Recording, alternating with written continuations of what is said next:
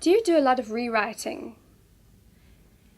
I do, but I feel very strongly that you must always keep your script open so that your story shouldn't actually define itself till right at the last moment, because unless you leave a very open script, you already know what you said. And that I like to allow new ideas, new things to keep coming, feeding in. So I actually write very roughly. That's my particular technique. I don't like a finished product too soon. Try to keep it open. Veronica, does that mean that you write from beginning to end and then go back to the beginning again? To a certain extent, this book had a fairly straightforward structure because it's a jolly good story. But most books, you're wrestling with a whole lot of different elements, or most things I do. And I find the whole business of finding its structure, which is why I have to leave it very loose. So it's not only getting new ideas, but also getting a general feel of the shape of the thing. And indeed, this has shaped itself through the writing. And do I go back to the beginning? I might do, but I try not to overwrite. I leave that to the editor. And what was your biggest fear when writing this memoir? That I'd make a fool of myself. I felt I was totally stupid. And then I decided actually to make that into a point. I am so silly with all my highfalutin ideas. And they just looked at from a historical perspective. They're pathetic, frankly.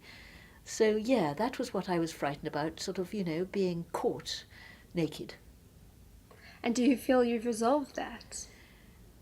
I've had to try and be very honest. I have really tried in this book to give it how it was and put myself on the back burner and say, I may have been all these awful things, but that's how I felt. I even have a crack up in this book. That was quite hard to write about. I just lost it. The situation was so appalling that I just went into panics and claustrophobia, and I thought I'd gone mad. Was it more difficult to write that part than the others? Having once resolved to do it, I thought I'll go for it really honestly. So each bit, the drama's lovely to write about, but the difficult bits are where you're actually exposing yourself. And they are quite difficult. Tell me about your method of writing. How do you write and when do you write? Wow. I tend to write actually pretty regularly. I have a little cubbyhole of a study with a computer, and after I get home from my gym, where I do exercises, I settle down and go for it, and go for it, and go for it.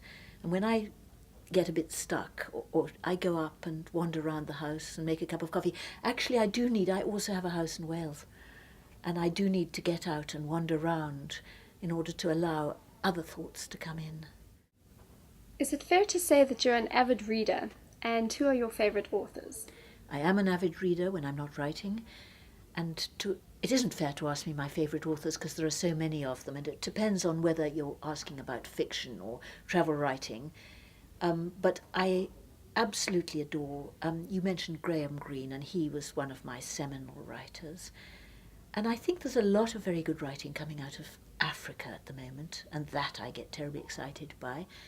And as far as I'm concerned, I didn't consciously do this, but I feel Alexandra Fuller is a fantastic writer.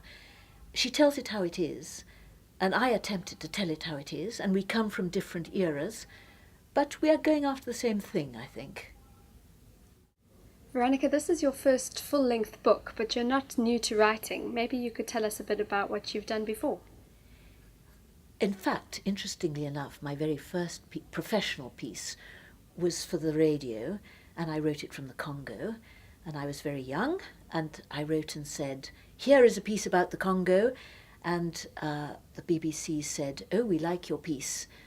But I had told them I was an actress, please try not to sound like an actress.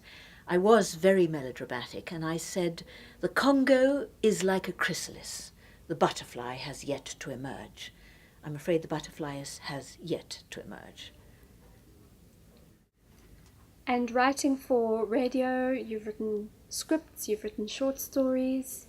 Yes, radio is really my medium. I love it. I have written short stories, and I have written radio plays, and I have actually written television plays when my children were small. I've been at it an awful long time. But radio is my love. I like writing stories for radio. I also make programs for radio. It's a very lovely medium. You put it straight into the audience's head.